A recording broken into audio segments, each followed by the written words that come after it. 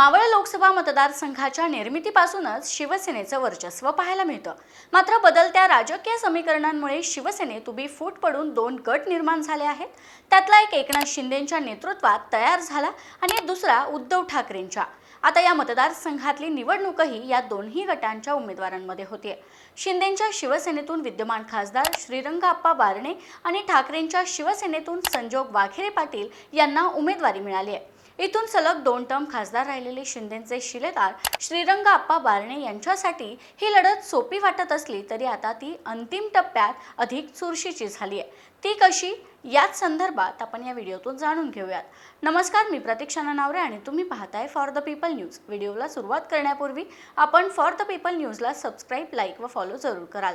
Post graduate degree कोर्सच्या माध्यमातून परिपूर्ण राजकीय नेतृत्व घडवणारं आणि प्राध्यापक राहुल कराड यांच्या संकल्पनेतून साकारलेलं भारतातील पहिलं institute MIT school of government presents जागर लोकशाहीचा।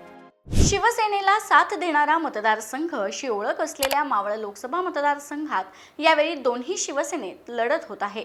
सुरुवातीच्या काळात महायुतीसाठी सोपी वाटणारी निवडणूक वाघेरे यांच्यामुळे चुरशीची झाली आहे। या मतदारसंघातील पनवेल, उरण, कर्जत, पिंपरी चिंचवड आणि मावळ या 6ही विधानसभेचा विचार केला तर भाजपचे 3, अजित पवारांच्या राष्ट्रवादीचे 2 आणि शिंदेंच्या शिवसेनेचा 1 आमदार आहे।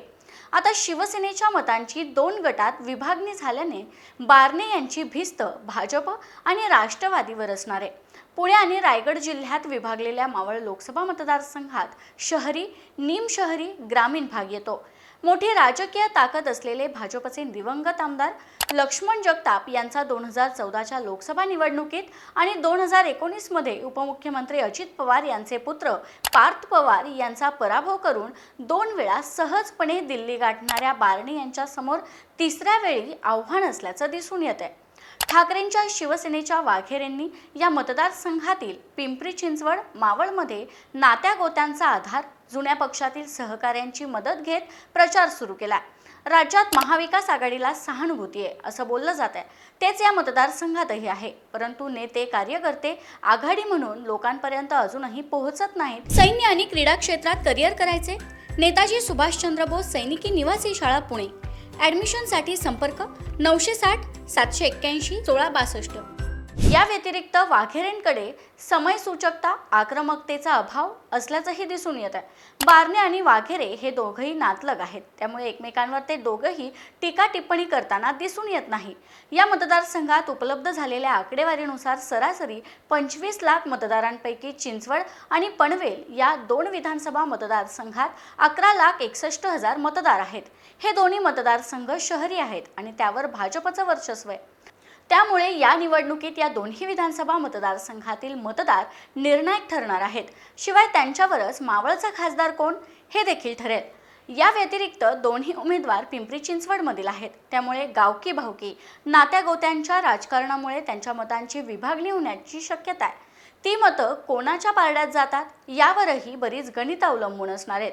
या मतदारसंघात महायुतीमध्येच खटके उडाल्याचं पाहायला मिळतंय। भाजप, राष्ट्रवादी काँग्रेसचे काही पदाधिकारी प्रचारात सक्रिय होत नसल्याची माहिती आहे।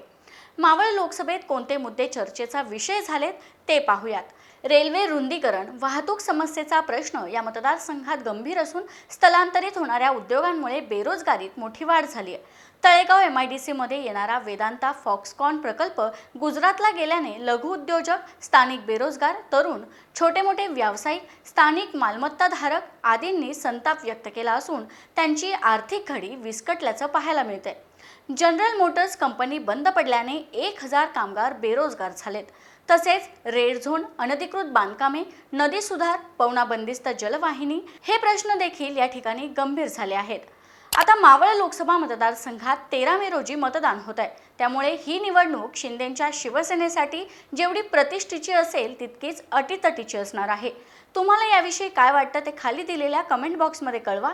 व्हिडिओ आवडला असेल तर लाईक करा आणि अशाच आणखी नवनवीन व्हिडिओसाठी फॉर द पीपल न्यूजला सबस्क्राइब करायला विसरू नका। धन्यवाद।